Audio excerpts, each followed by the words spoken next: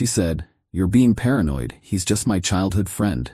After I saw his shirt in her car, I said, "Childhood ends, so does this relationship." He wasn't smiling when I dropped off her stuff at his place. Love doesn't die in a single dramatic moment. It dies slowly. It dies in the quiet moments of doubt, in the conversations you don't have, in the gut feelings you choose to ignore. For the last year, I had been actively ignoring my gut. My girlfriend Jenna and I had built a life together over 4 years. We lived in a house I had spent my life savings on. We had a dog. We had plans. But hanging over all of it like a persistent shadow was Evan. Evan was her childhood friend. That was the official title, the one used to dismiss any flicker of concern I ever had. They had grown up next door to each other, and their bond was, as she always described it, like family. But I'm not an idiot. I know what family looks like. Family doesn't involve late-night phone calls that end the second I walk into the room. Family doesn't involve inside jokes that I'm never let in on. Family doesn't involve her rushing off to have emergency dinners with him whenever he had a bad day, leaving our own plans in the dust. I tried to be the cool, understanding boyfriend. I really did. I told myself I was being mature, that I trusted her. But deep down, I felt like a third wheel in my own relationship. Evan was the sun, and I was just a planet stuck in her orbit. Every time I tried to bring it up, to express how their closeness made me feel excluded, the conversation was immediately shut down. I was labeled as insecure, jealous, or controlling. It was always my problem, my failing, never her behavior. The slow death of my love accelerated into a freefall last Tuesday. I had to run an errand and needed to grab a reusable shopping bag from the trunk of her car. As I opened the passenger side door to pop the trunk release, my eyes landed on a crumpled ball of fabric on the floor mat. It was a men's t-shirt, a faded gray one with a specific band logo on it. It wasn't my shirt. I knew, with a sickening certainty that settled like lead in my stomach, that it was Evan's. I had seen him wear it a dozen times. I stood there for what felt like an eternity, just staring at that shirt. It was such a small thing, but it was everything. It was the physical proof of every doubt I had suppressed, every gut feeling I had ignored. It was the evidence of a secret life. A life lived in her car. A life that didn't include me. The lies weren't just in her words anymore. They were right there, on the floor of her Honda. I picked up the shirt. It felt heavy, like it was soaked in betrayal. I walked back into the house, my heart pounding a slow, heavy rhythm of dread. She was on the couch, scrolling through her phone, smiling at something on the screen. I held up the shirt. "Jenna," I said, my voice surprisingly steady, "can you explain this?" She looked up from her phone, and her smile vanished. A flicker of pure, animal panic flashed in her eyes before she could mask it. It was the look of someone caught red-handed. But then, as always, the walls went up. The panic was replaced by annoyance, by indignation. She stood up and snatched the shirt from my hand. "What is wrong with you?" she said, her voice sharp. "Snooping through my car now?" "It was on the floor in plain sight," I replied, my voice still quiet. "It's Evan's shirt. What was it doing in your car?" She scoffed, rolling her eyes as if I were the dumbest person on the planet. "He must have left it when I gave him a ride last week. It's not a big deal. You're being paranoid. He's just my childhood friend." And that was it. The lie was so lazy, so disrespectful. She didn't even try to make it believable. She expected me to just accept it, to absorb the insult and go back to being the quiet, trusting boyfriend. The dam of denial inside me finally broke. The pain of the last year, the thousands of little cuts of disrespect, all came rushing in. But beneath the pain, something else was forming. A core of cold, hard resolve. I was done. I was done being the fool. I looked at her, at the defiant, challenging look on her face. I saw her not as the woman I loved, but as a stranger who felt nothing but contempt for me. "Childhood ends, Jenna," I said, my voice flat and devoid of all emotion. "So does this relationship."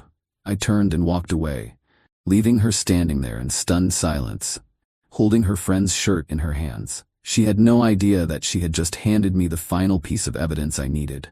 Not to prove her guilt to myself, I already knew, but to justify the war I was about to wage. Update 1. The 24 hours after our final conversation were a blur of focused, calculated action. Jenna, after her initial shock, tried to backtrack. She sent a flurry of texts telling me I was overreacting, that we could talk it out. She tried to call. I ignored it all. I didn't want to talk it out. There was nothing left to say. The truth had been revealed not in a confession, but in her blatant, disrespectful lie. My first priority was securing my home. The house was mine. I had bought it, furnished it, and paid every bill on it since day one. She was a resident, not an owner. I spent that first night on the couch, not because I was kicked out of my own room, but because I couldn't stand the thought of sleeping in a bed that felt contaminated by her deceit. The next morning, I waited for her to leave for work. The moment her car pulled out of the driveway, my plan went into motion. I had already called a locksmith and a moving company that offered same-day emergency services. They were waiting just down the street. The locksmith was first. In less than an hour, every lock on the house was changed. The keys Jenna had on her ring were now worthless. Then came the movers. I didn't want to pack her things myself. I didn't want to touch them. I wanted a clean, professional removal. I directed the two-man crew through the house, pointing out every single item that belonged to her. Her clothes, her furniture, her books, her collection of scented candles, her yoga mats, everything. They were efficient and impersonal, wrapping her furniture in plastic and packing her life into dozens of brown cardboard boxes. As they worked, I did my own packing. I took the gray t-shirt, Evan's shirt, and I placed it carefully in a small box of its own. It was the centerpiece of my entire plan. By 2 p.m., the house was empty of her presence. It was shocking how much space opened up, how much lighter the air felt. The movers loaded the last box onto their truck. I paid them, adding a generous tip. Then I gave them the delivery address. It wasn't a storage unit, it wasn't her parents' house. It was Evan's address. I had found it months ago on a piece of mail she had left on the kitchen counter, a small act of carelessness that was now coming back to haunt her. I got in my own car and followed the moving truck. I wanted to be there. I needed to see this through to the end. We arrived at a trendy downtown apartment building, the kind with a concierge in the lobby and a rooftop pool. Evan's childhood friend was doing well for himself. I watched as the movers started unloading the boxes onto the sidewalk in front of the main entrance. It was a mountain of possessions, a testament to the life Jenna had built with me. As they were setting down the last piece of furniture, her favorite armchair, Evan himself walked out of the building. He was dressed in gym clothes, a smug, confident smirk on his face. He saw the pile of stuff and his smirk faltered, replaced by confusion. Then he saw me standing by my car. He walked over, his expression turning hostile. "What the hell is this, Mark?" he demanded. I didn't answer him right away. I walked over to the pile of boxes, picked up the small one I had packed myself, and walked back to him. I held it out. "This is yours, I believe," I said. He looked at the box, confused. He opened it. His eyes widened as he saw his own faded gray t-shirt lying inside. He looked from the shirt to me. And in that instant, he understood everything. The smugness was gone. The confidence vanished. All that was left was the panicked look of a man who had just been handed the full, messy, and very public consequences of his actions. "Jenna's moving in," I said, my voice calm and even. "You two are so close, I figured this was the next logical step. She's your responsibility now."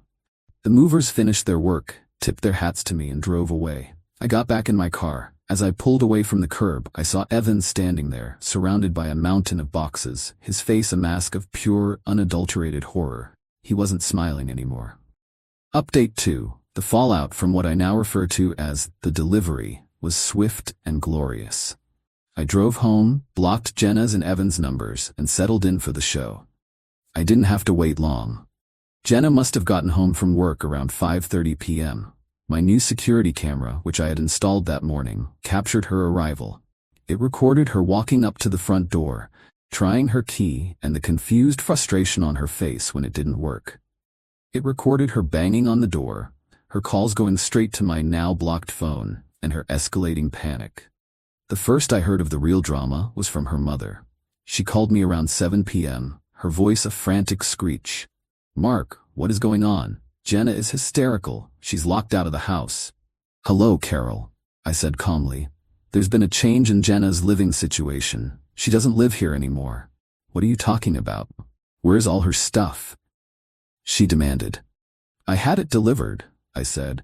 to a location where I thought she would be more comfortable, with her childhood friend, Evan. There was a stunned silence on the other end of the line. "You sent her things to Evan's apartment?" she whispered, the horror dawning on her. "That's right," I confirmed. "They're very close. It seemed like the right thing to do. She's his problem now." I hung up before she could respond. The story I pieced together later from mutual friends was even better than I could have hoped. Apparently, after Jenna couldn't reach me, she called Evan in a panic. Evan, who was still dealing with a mountain of her possessions on the sidewalk in front of his upscale apartment building, was less than sympathetic. Their phone call was reportedly a screaming match of epic proportions. He was furious that I had dragged him into the middle of our breakup so publicly. The concierge of his building had already told him he had 1 hour to clear the fire hazard from the public walkway, or they would have it all hauled away at his expense. He was blaming her for being careless, for getting caught. She, in turn, was blaming him for everything. They were shouting at each other on the phone while she was stranded outside my house, and he was trying to figure out how to shove a 4-year life's worth of furniture and boxes into his minimalist bachelor pad. The romantic, secret affair had crashed headfirst into the ugly, logistical reality of a breakup. The best part was the social media fallout. Jenna, in a desperate attempt to control the narrative, posted a vague, tearful story about being betrayed and thrown out by a paranoid, controlling ex. But it was too late. The story of the delivery was already spreading.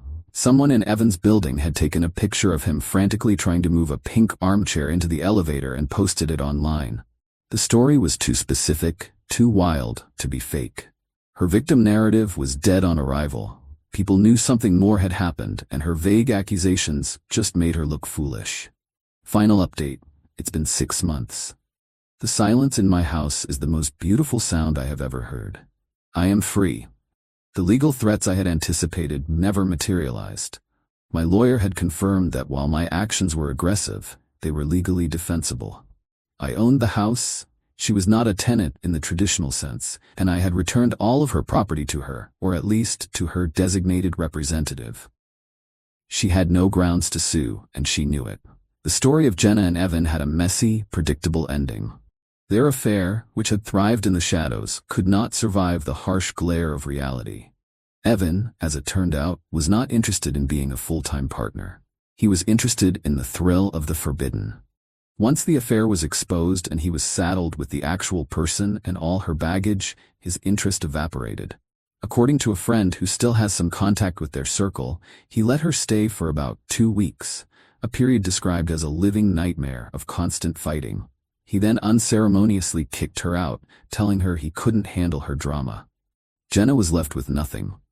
She had lost her long-term stable relationship, she had lost her home. And now, she had lost her romantic escape hatch. She had to go back to her parents' house, a 30-year-old woman forced to move back into her childhood bedroom, a fitting end for someone who couldn't let go of her childhood friend.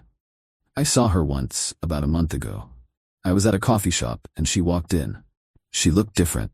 The confident, smug aura was gone. She just looked tired and sad. She saw me, and for a moment her eyes flashed with the old anger. But then it just faded, replaced by a look of weary resignation. She turned and walked out without ordering. My revenge wasn't loud or violent. It was quiet and logistical. I didn't destroy her things, I simply moved them. I took the secret, toxic relationship she was nurturing in the shadows, and I dragged it out into the light. I took the problem that was destroying my life, and I gift-wrapped it and delivered it to the person who helped create it. I forced them to live with the reality of their choices, not just the fantasy. She called me paranoid, but paranoia is an irrational fear. My fear was rational, it was real, and it was justified. She thought my feelings were a sign of weakness. She learned they were a precursor to action. The house is mine now, in every sense of the word. It's no longer a stage for someone else's life, it's my sanctuary, and the emotional weight of her disrespect has been lifted. I didn't just get my house back, I got my self-respect back, and there is no sweeter victory than that.